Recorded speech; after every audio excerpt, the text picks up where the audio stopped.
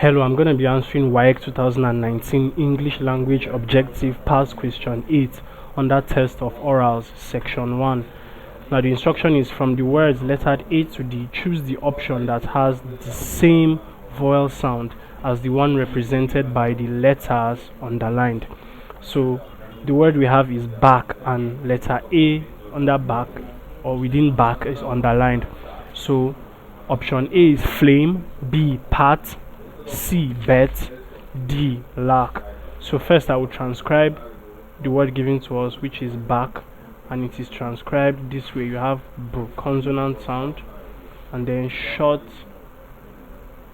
R sound, and then K consonant sound. So this is back, and the vowel sound represented by the underlined letter E is this short R vowel sound. So I will then transcribe each of the options, so we will pick out our answer. So option A, flame, transcribed this way, flame. Option B is pat, transcribed this way, pat. Option C is bet, transcribed this way, so transcribed as it is written.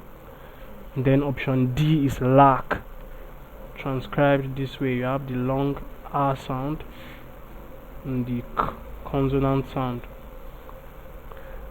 Now we see that option B, which is pat, contains the same vowel sound as back.